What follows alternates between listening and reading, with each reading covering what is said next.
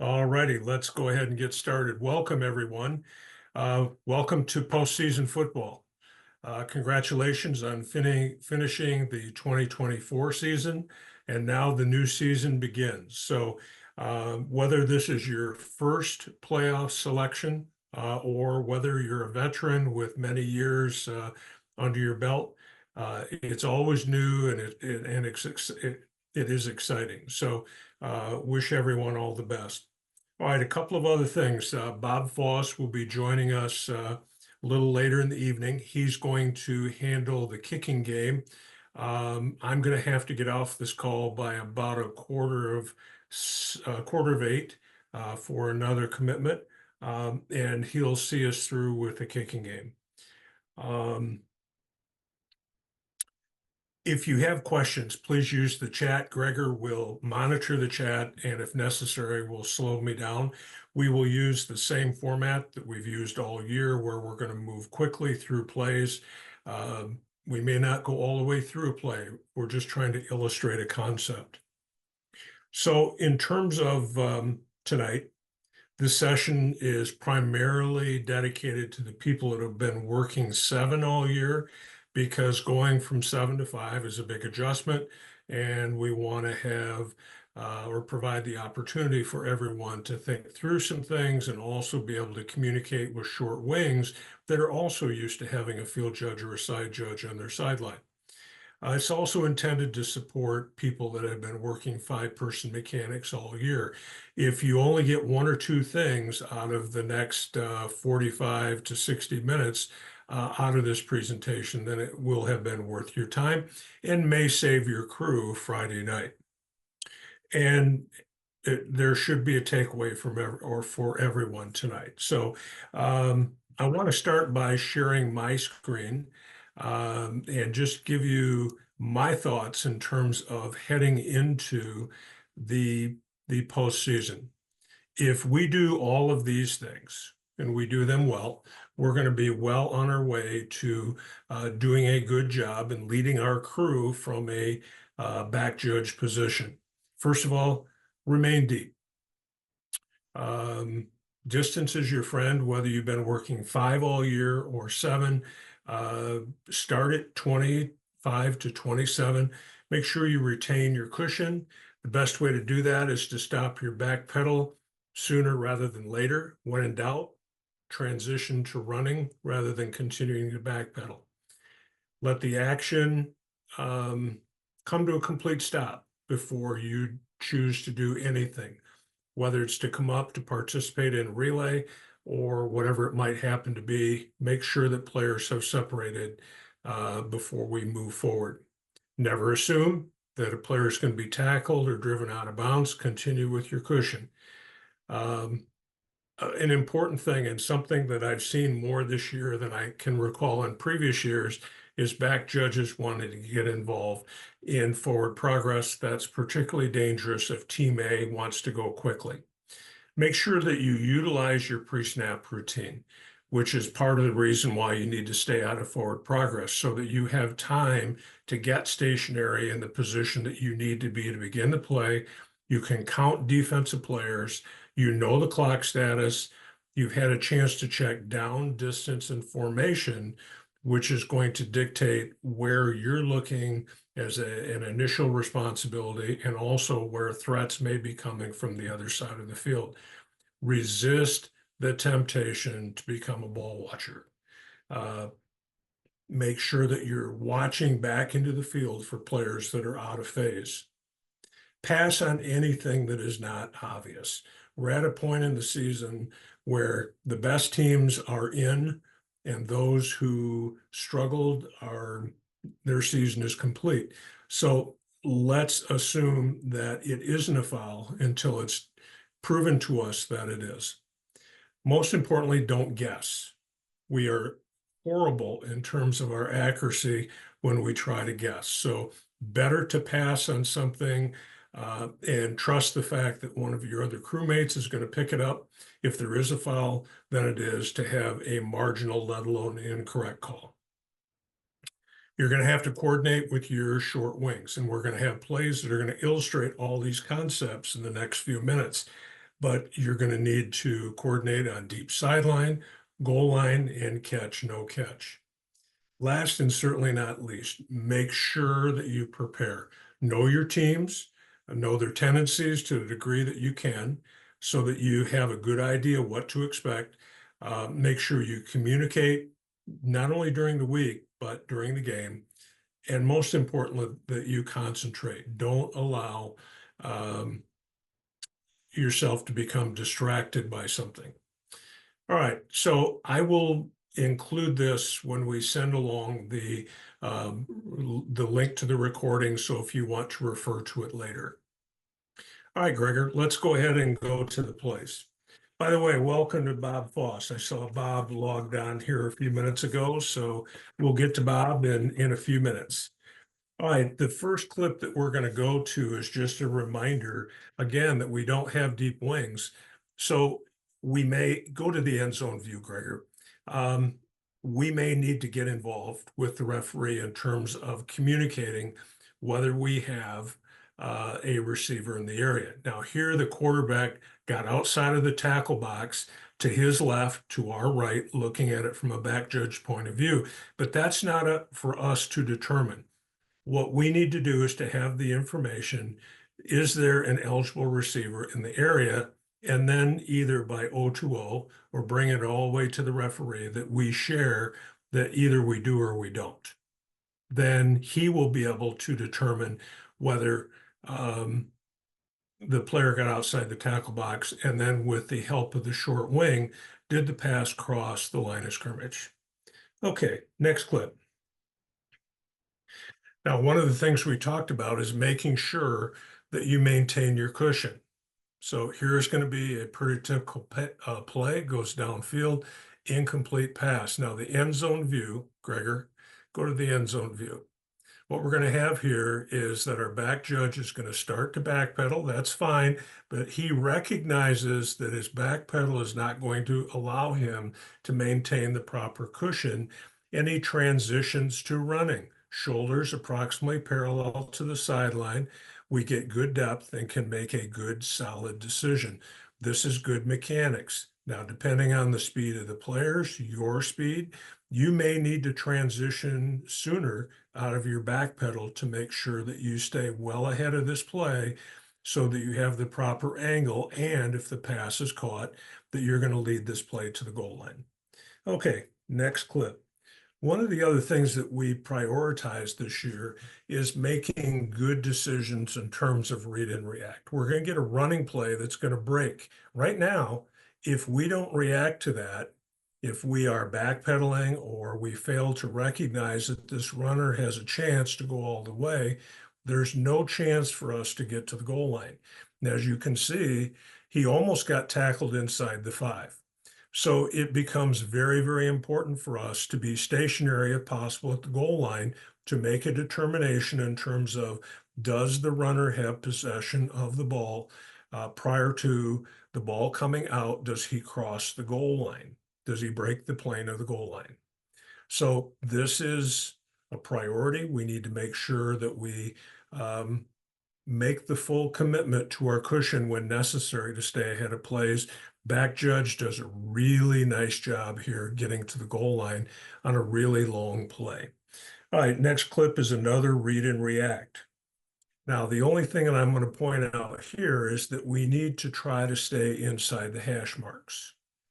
All right, now this play goes up the middle, and you can see that the back judge at the very end, it gets kind of twisted around. Now, that can happen. It clearly can happen. And what you need to try to do is, as the runner is coming downfield, that you are moving so that you're staying out of his way to be able to stay in the center of the field and preferably not get caught inside the hash mark. So here, if we can move more towards the top of the screen rather than to the bottom of the screen, we stay out of the way.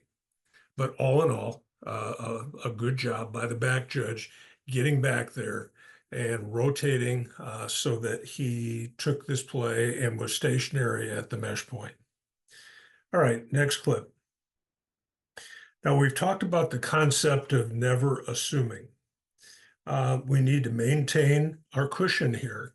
What we're going to get is a running play. Well, actually, it's a pass and a run. Now, our back judge is in good position, but you can see he assumes this tackle is going to be made, comes back and wants to take forward progress. Now, we're going to look at a vignette of some plays here in just a minute to show that this is very, very dangerous. What we need to do is to continue with our cushions, supervise the player, stay inside the hash. You may well have a strong feeling for where this belongs. Looks like the forward progress spot is about the 27, maybe the 28. So continue with your cushion, and then as the umpire is approaching, you can get involved after the players have cleared, the opponents have cleared with the relay into the umpire, and you simply verbally tell the umpire to put it down on the 27. Okay, so next clip. These are going to be 3 consecutive plays in a game. Now, this is late in the half, so time is of the essence. All right, so we get a slant pattern. We're in good position as the back judge. All right, now the player is tackled. Now keep in mind, time is of the essence. But what we're going to see is that the back judge dilly-dallies up here and wants to take the ball from the runner and give the ball to the umpire. All right, so the next clip, fortunately, the quarterback is going to spike the ball to save time. So go to the next clip. So quickly, he spikes the ball. So go to the next clip. Let's pretend that the middle clip does not happen. They come up, they go quick, and now they throw a pass like they do here to the deep corner of the end zone. If we are in chase mode because we're up there fooling around with the ball instead of letting the umpire do his job, we are not back where we need to be to make a good decision and participate in this play, let alone handling our pre-snap routine to be able to know down distance where the receivers may be coming from in terms of strength of the formation. So stay out of forward progress. Let the umpire do his job. All right, let's go now to 72.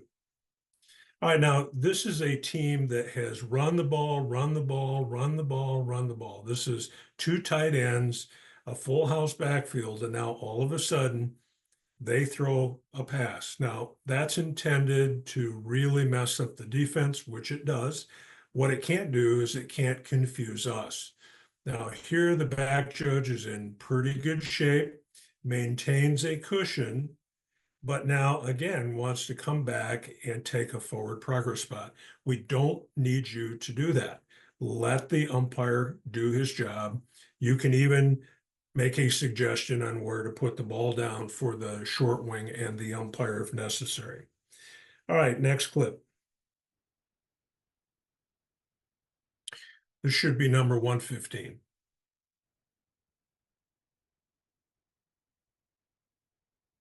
All right, now, potential foul there. Um, a foul was not called, and justifiably so. This happened to be a game that I video observed, and this crew did a great job with foul selection throughout the entire game. They had a very high standard for non-safety, non-sporting, non-administrative fouls like this. So this was a play on, and it was a key play in the game, and it didn't stick out like a sore thumb because of the high standard that they had. Distance is your friend. We want to make sure that we keep our depth so that we can truly get a look at how things materialize and develop during a play. All right, next clip. This is going to be a fade to the sideline. And we're starting at the end line.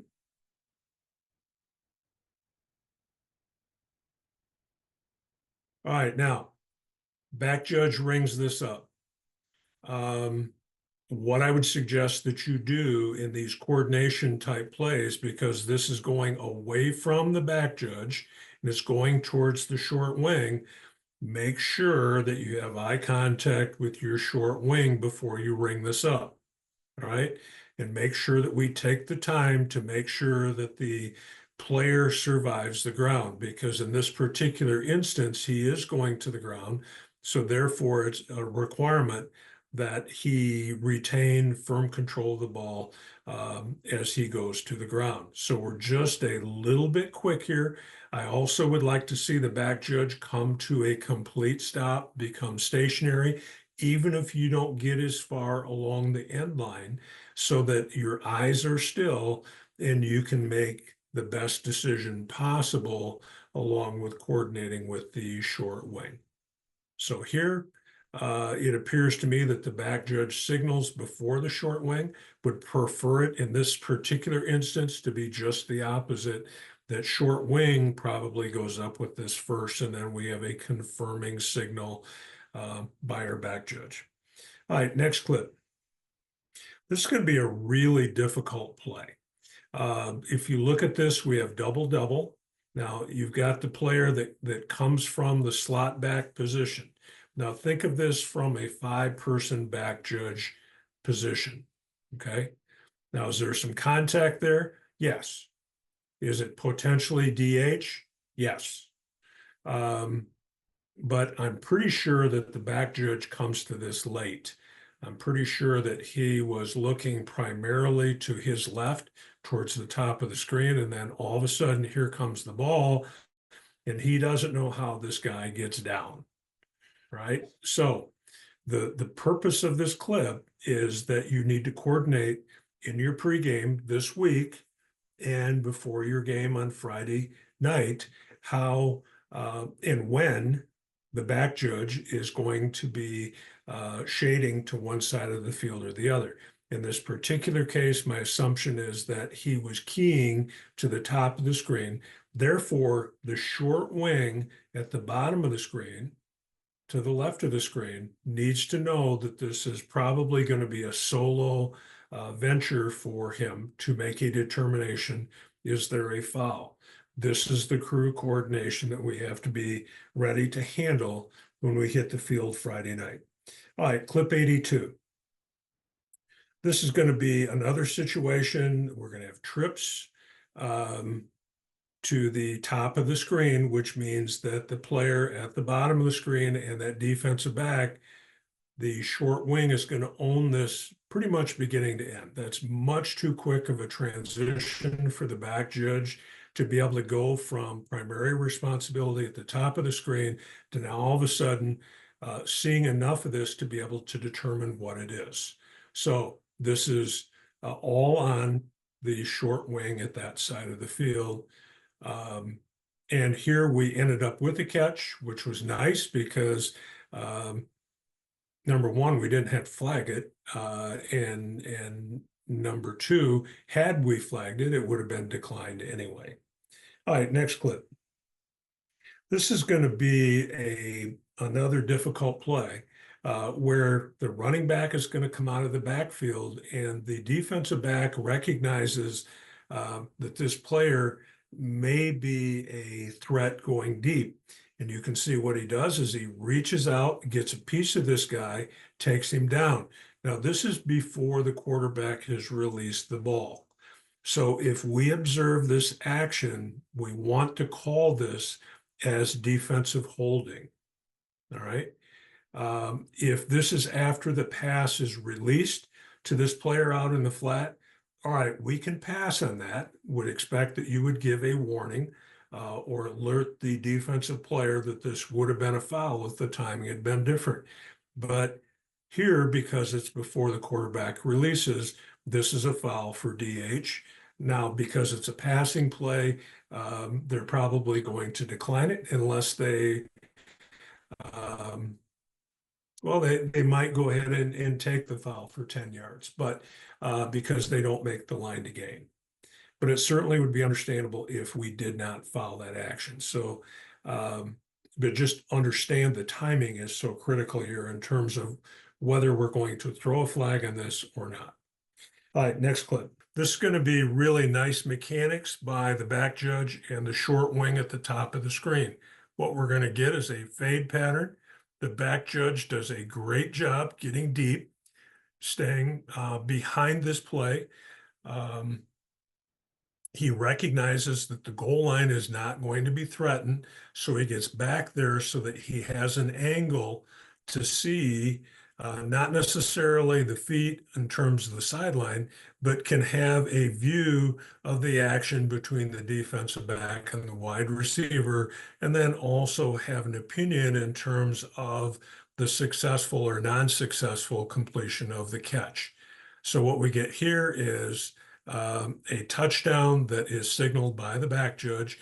I'm okay with that because of the fact that the short wing is coming so far.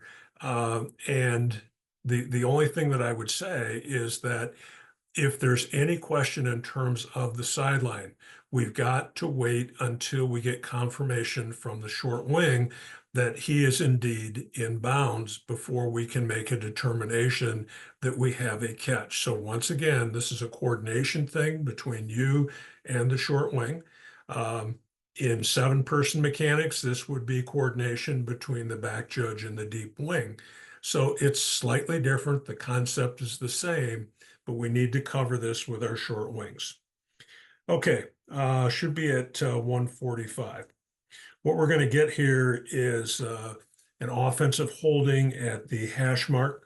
The back judge is going to have a flag in this. It's number 3. He's got a grip on this guy, does not let him go. This foul starts at least at the numbers, maybe even inside the numbers, locks him up right there just outside the hash. So far, so good because his leverage is good. But now he loses leverage and he continues to latch on. So the back judge has to stay with that action because it's at the point of attack. Now here we got 2 flags now. We got the back judge with a flag. We also got a flag from our short wing, but we can't rely on the fact that the short wing is going to get this foul. So we should be down on this because it's right at the point of attack. So good job by both officials. Important that the back judge had a flag on it. All right, number 70. I want you to notice that our back judge remains at the hash mark and observes players as this play comes to an end. He doesn't chase it into the side zone. He remains at the hash. Big picture, there's nothing on fire over here. We don't have players in a pile out of bounds. And he's keeping the big picture perspective for not only the players that are near the sideline, but the players that are coming close to the out of bounds spot. This is extremely important that we do this, particularly in 5, because again, we don't have the support of the deep wings. So good job by the back judge. All right, clip 134. This is going to be another coordination situation with our short wing. The back judge is starting on the end line, right where he belongs, right in the center of the field. Can move a little bit to look around players, but now we're going to get a pass that goes more towards the sideline than towards the end line. So the primary official here is going to be the short wing. The back judge is going to be secondary. And you can see he did not move that much from the center of the field. That's fine. I wouldn't really want him to go any further than the pylon anyway on the end line. So he gets stationary, which is important. Just make sure that you connect first with your short wing before you signal so that we don't end up with conflicting signals. All right, 119. When we have this sort of a formation, we have to expect that we're going to get a fade pattern at the top of the screen, which is exactly what happens. Now, in 7-person mechanics, this really isn't that big a deal because the deep wing is going to anticipate this is going to be a fade alert for the deep wing. But in 5, it is a big deal. So the back judge cannot totally forget about the weak side, even though he has trips to the bottom of the screen. So when this pass goes, we have to transition quickly. Now, in this particular case, other than the pass being slightly underthrown, it really wasn't a big issue, but certainly it could be, and we could have action early between the defensive back and the wide receiver. Once again, if you don't get to the action quickly enough to make a determination, do not guess. Let's say that the defensive back is closer to this receiver than he is in the beginning of the route. But you don't transition over there until there's some jostling going on. Don't guess in terms of how that happened. Count on the short wing, hopefully, to be able to provide some assistance here and some information in terms of what we had. Next clip.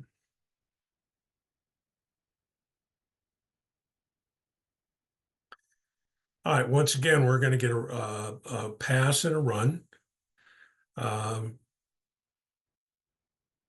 Notice that our back judge stays in the middle of the field, keeps his depth, and picks up on this block that we're going to get by the player out of phase that we're probably going to recognize as a block in the back rather than blindside block, but clearly it's a foul.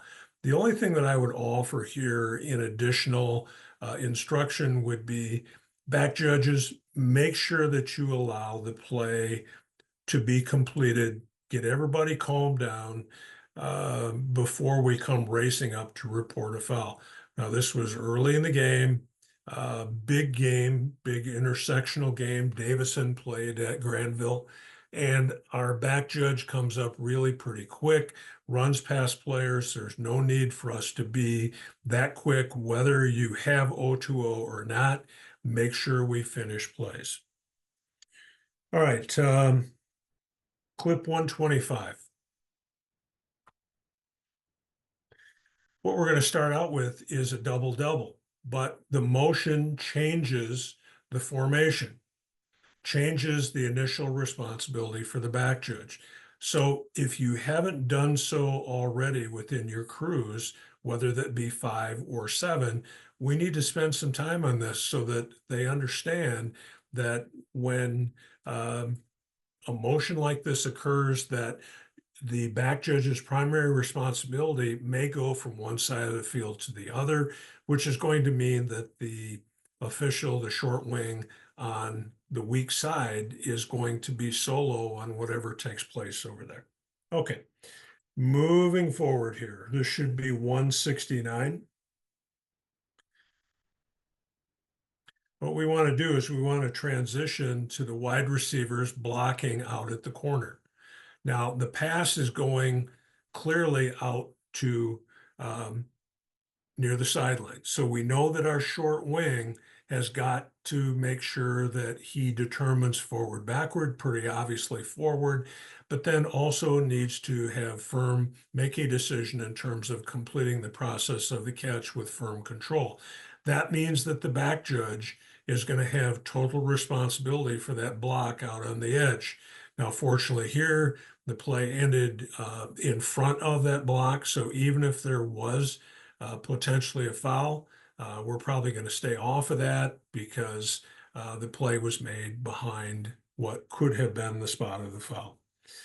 All right, let's drop down to number 111. We want to make sure that we give Bob plenty of time here for kicking plays.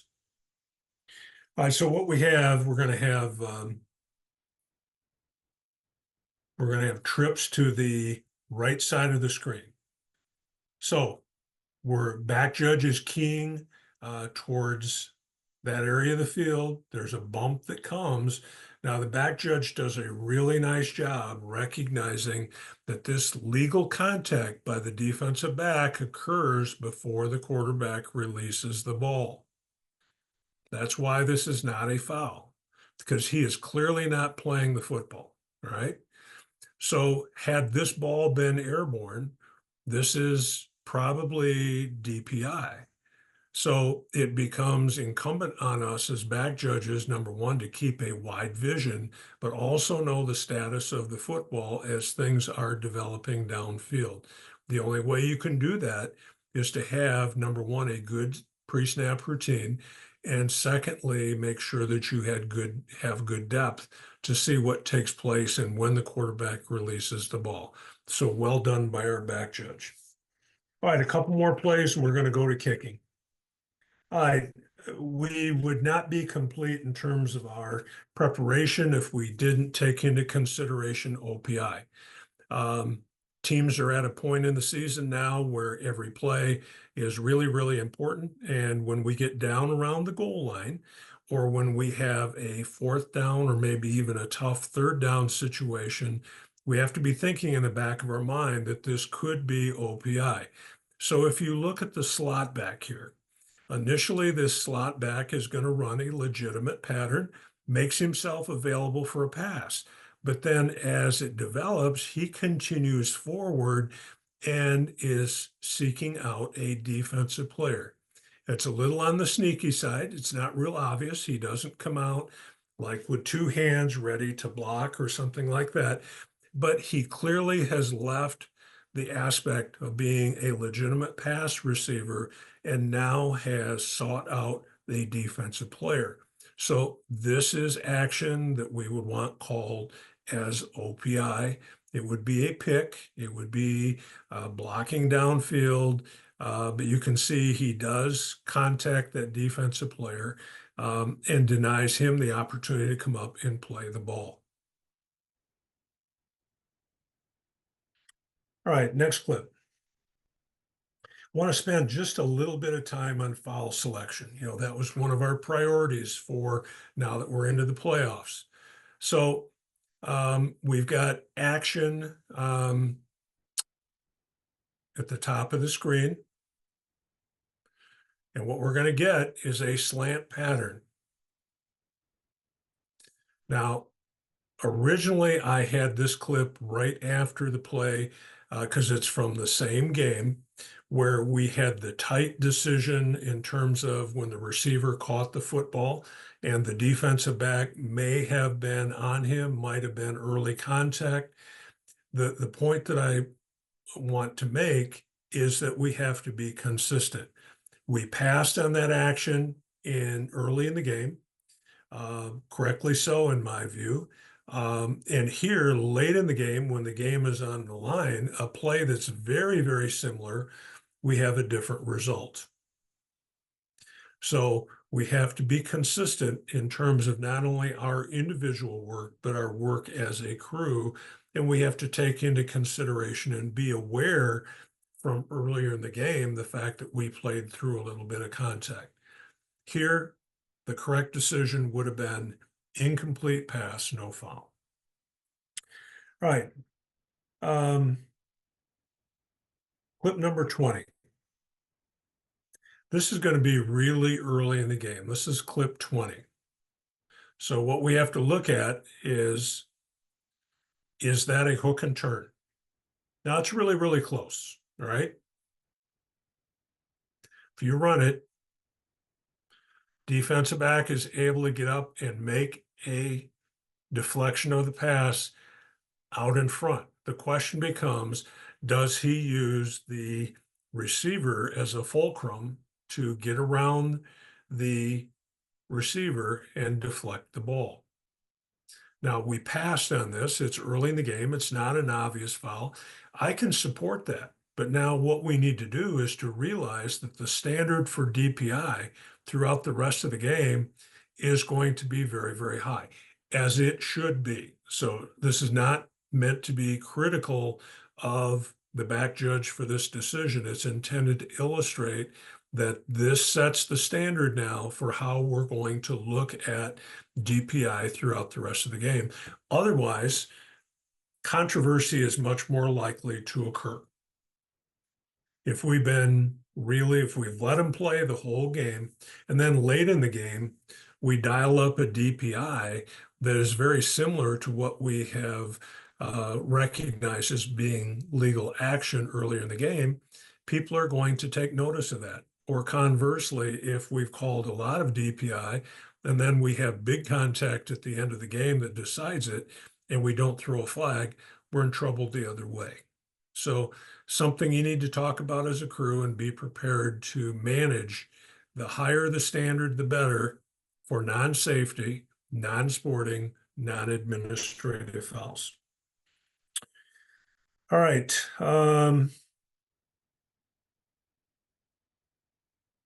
Let's go to 55.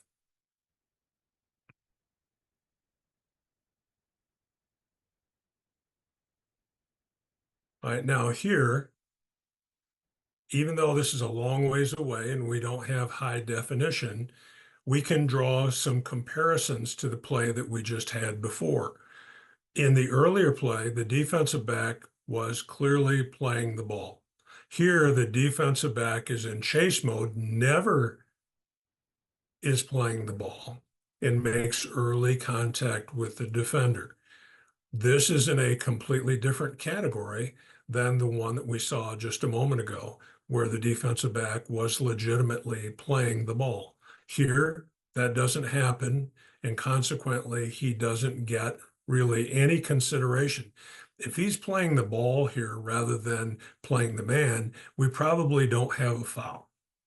So what makes the difference is not playing the ball. All right, last clip, and then we're going to turn it over to Roberto here. Clip 122, we have an empty backfield, press coverage, end of the game. There's clearly some contact there, all right? Now you can see the receiver, he didn't put up much of a fuss about it. And the reason why he didn't is that he knows throughout the game, we've been letting the players play and have stayed away from flags. So this illustrates the concept of the importance of good foul selection.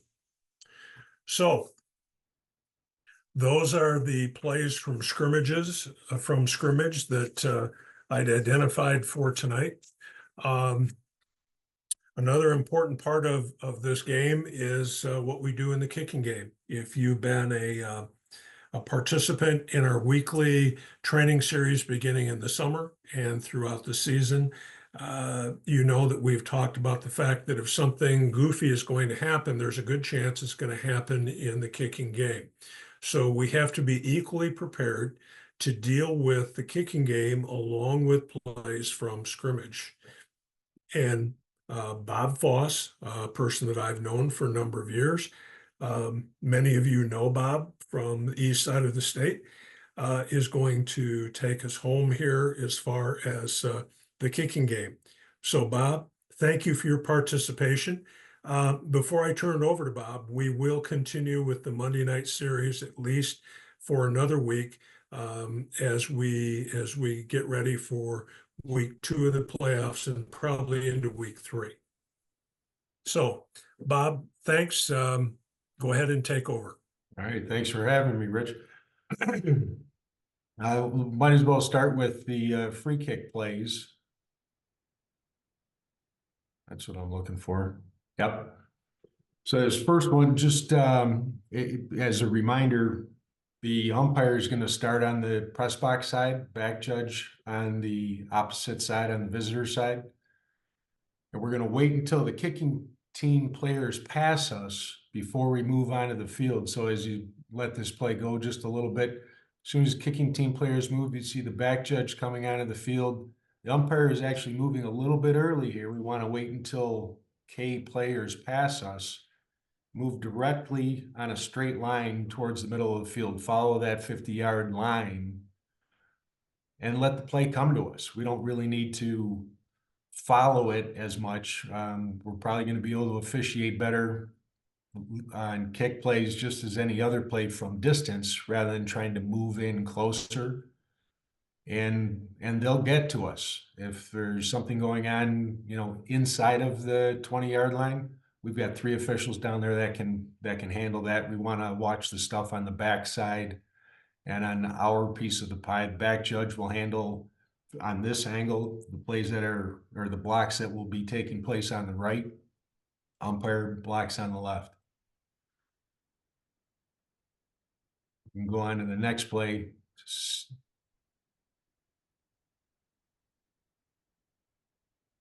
Similar idea here. Back judge comes on after Umpire comes on after the kicking team players move towards him, and of course the play moves in his direction. He's watching from inside out, and then the play moves, of course, to the outside, and he just is able to transition and watch that blocking. Back judge is getting to the goal line. There's going to be a block around about the 25-yard line coming up here that the back judge can help with.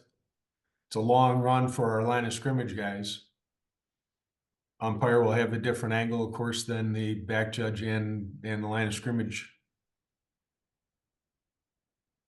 So that's that block right there.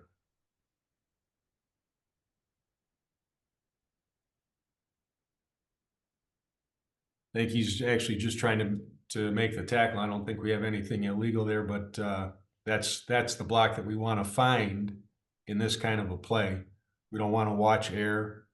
We don't want to watch players that are running by themselves, but find opponents that are interacting. Next play is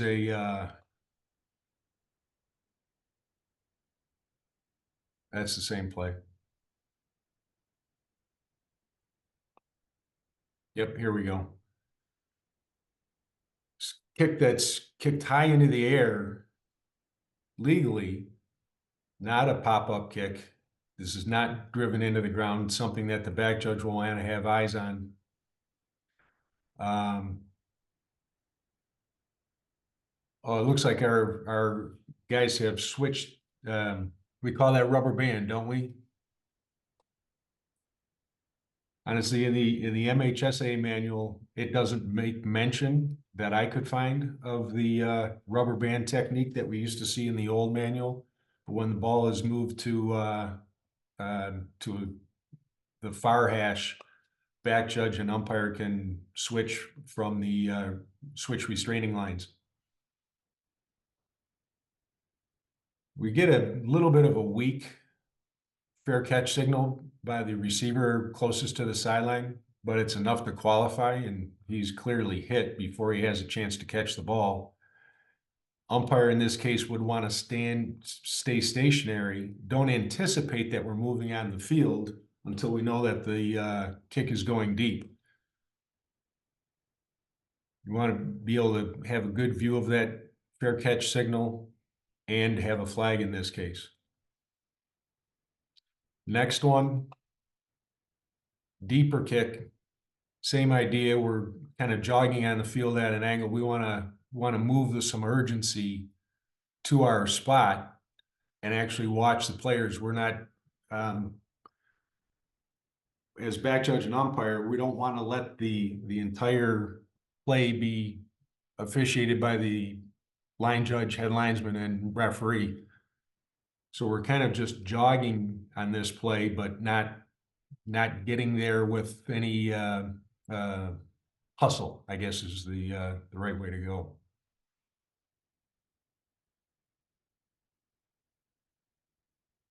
Play after this one. Let's see what we have here.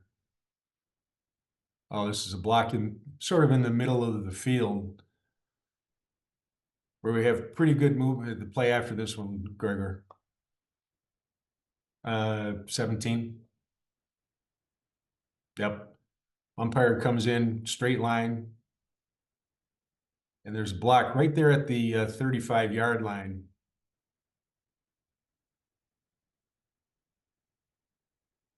That we're going to want to have eyes on. And then right here at the 25-yard line, it's a little bit of a late shove.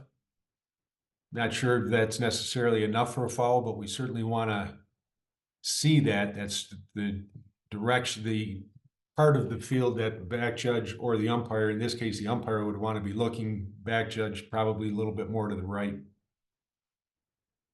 And then the last one here.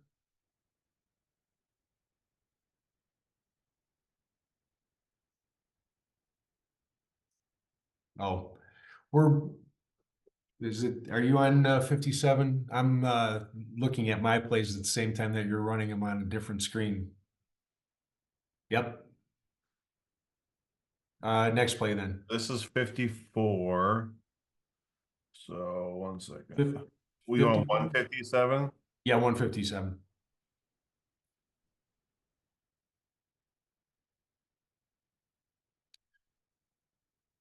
So this is a play where there's some action that's um, towards the end of this play. It's not completely over. We're going to see I'm not sure if the back judge or umpire is kind of closing in before the play is over. We don't need to be in a hurry to get involved before the tackle is actually made. We can hold our ground and watch for potential fouls that may happen, and we're gonna have a better chance to see them if we're stationary. We can close in after the play is over, but the play isn't really over until the players stop moving. We're just moving a little bit too soon here. It's not horrible, but we don't have to hustle in until it's done. And then when the play is done and the players have stopped moving, then we want to hustle in to separate them. And, you know, if we have a game that's particularly chippy, we want to use our voice and our presence to hopefully curtail any issues that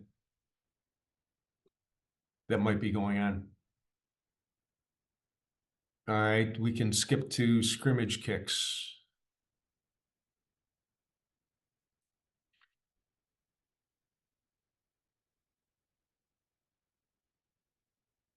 Now, this play, there's going to be a lot of interaction between opposing players as they're moving downfield. At first, we're going to see, if you stop it right there, Gregor, or back up a little bit. Yeah, right in this area. We have players that are coming downfield, but they're not interacting with anybody else. We want to try to find where the interaction is going to happen as a back judge and get eyes there as soon as we can. And then move to the next closest threat as quickly as we can. You know, we like Rich mentioned in the scrimmage plays, we don't have the benefit of a field judge and a side judge. So we have to move from one threat to the next. In this case, there's going to be a couple of threats right in front of the kick returner. We want to obviously start with the receiver and make sure that he catches the ball, and then move to those blocks in front of him and move along, following the play. Actually, our line of scrimmage guy does a pretty good job here too of releasing at the snap and getting down to follow the returner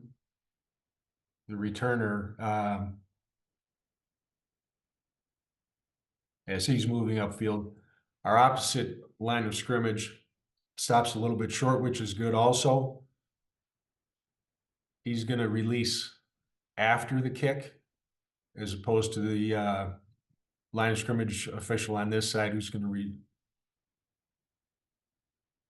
Actually, I think they might have those backwards.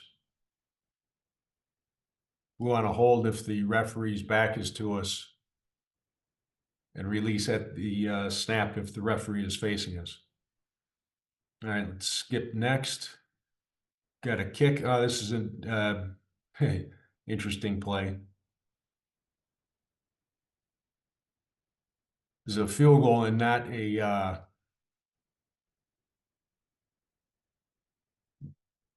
try. So the ball is live. It's a good job to not have a whistle, and not many of us are going to beat a long return to the goal line, but we're going to hustle as much as we can the whole time we're watching potential illegal blocks. We don't have to watch the runner, who's not threatened at all in this case, but the two players who are chasing that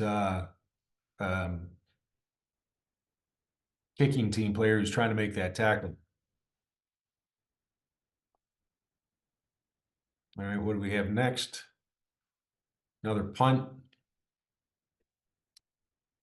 I have a different play. Yep. All right, let me skip back and see where we have here. Back judge is gonna start about 5 to 8 yards behind the deepest receiver. Stay in the middle of the field. This kick goes off into the side zone.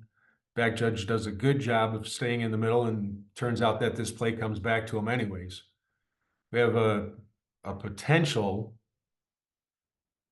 blindside block right at the 40-yard line. Looks like that player either slips and isn't able to make that illegal block, or he just decides to get down and not make the illegal block. But that's where our eyes need to go as a back judge, is the blocking now that's going to be in front of the runner. Again, we're not watching a single player, but we're trying to find interaction between opponents. And that would be right around the 40. And then as that runner gets past us, then we're going to follow him up the field. It's okay for the line of scrimmage to let their runner pass you. Again, different than 7-man, where our line of scrimmage officials stay in front of the runner and the deep wings will take progress. In this case, can let the goal line be handled by the referee and follow this play from behind as line of scrimmage official, rather than trying to keep a big cushion and stay in front of it. Either way, we want to stay safe and not get run into.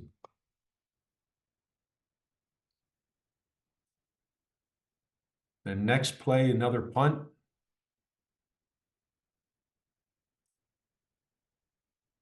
It's a heck of a logo. Where is this school? Anybody have any idea? I can't read that little writing on the, does that say Forest Hills? Forest Hills Northern Huskies. Never done a game way over there. All right, let's see what's going on with this punt.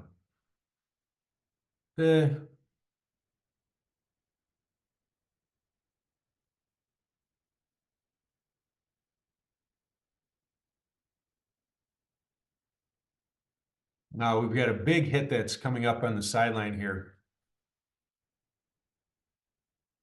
Back judge does a good job, but we preferably, yeah, let that go. And back judge is going to follow the play again. Stay in the middle of the field. It's actually our.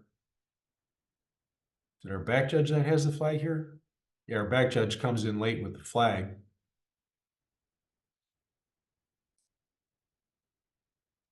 But that's exactly the kind of block that we're looking for. And if we find these players that are moving a little bit against the grain, the receiving team player gets a little bit ahead of his partner, he gets around the 50 and then comes back to make that block. That's exactly what we're looking for those blindside blocks. And we need to get those fouls. It's the big ones that the coaches need us to get. The little tiny stuff, not a problem. Big ones like that, we have to get. Gregor, do you have the kicking plays in the Kalamazoo group? I'm logged in as Rich, so I can look. Okay, yeah, there's just 3 others. It's in week 8 in the practice. 5-person kicks for Yeah. Rich. Which one? Kicks for Rich, the 3 plays. Wanted to get, I think this is an onside kick here and worth conversation, because it's a little bit of a surprise onside kick, at least that this crew is not, we don't have 4 officials up, so a little bit of a surprise onside kick. And there is no fair catch signal by the receiver on the opposite side at the about 42-yard line. And he touches the ball and then gets hit. So again, our umpire, who happens to be across the field on this play, is pretty stationary and has a good view of that and makes a good decision that this is not a foul because the receiver doesn't give the signal. Next play.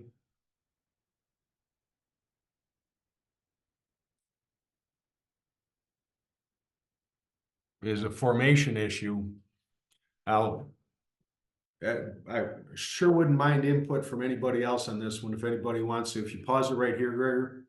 If anybody wants to unmute themselves, actually skip to the end zone view so we can see how the player on his knee who's holding the ball, let this run. They start off with 4 players to the right side of the kicker, but then that guy comes in to hold the ball, and he puts himself originally on the right side of it, or at least from this angle, on the right side of the kicker. And then for some reason, he moves over to the left side of the kicker, leaving only 3 players to the right of the kicker. This is not a shift that's intended by the kicking team that we would flag. This is something that we'd like to have the back judges recognize, or back judge or umpire recognize, and probably fix that before we have a foul, because we have to have a flag here with only 3 players to the right side of the kicker, or actually the kicker's left, our right. But if we can prevent a foul, maybe we take this player who is closest to the kicker on the kicker's right side and put him where he belongs. But we don't need a foul on this play when all they're trying to do is hold the ball to keep it from being blown off the tee. And then the last play, the next one, is another punt.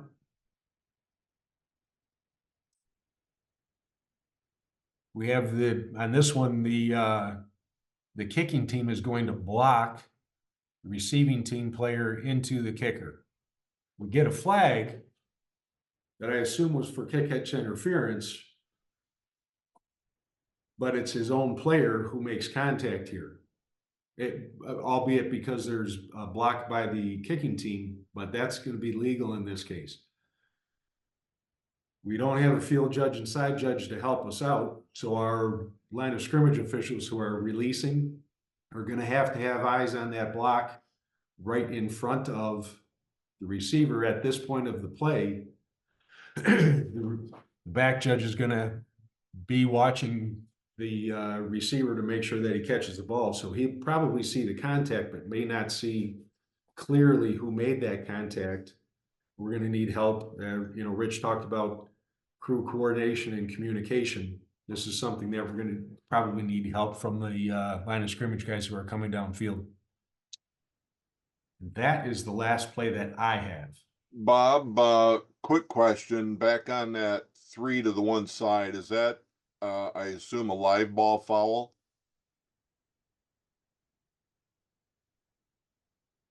I'm pausing because every other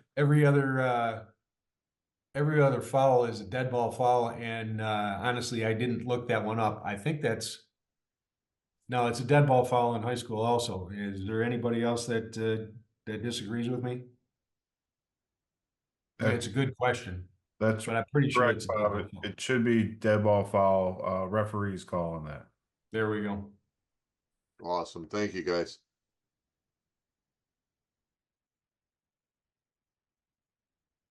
Anything else, guys? What do we have? 12 of us on the call, so certainly if there's something that you want to talk about, we can get to it. Otherwise, we've taken almost a full hour, and planning on having more conversation about 5-man mechanics next Monday. And I know Rich has already moved on. He's got another Zoom, but certainly appreciate all the work that Rich puts in and all of his expertise.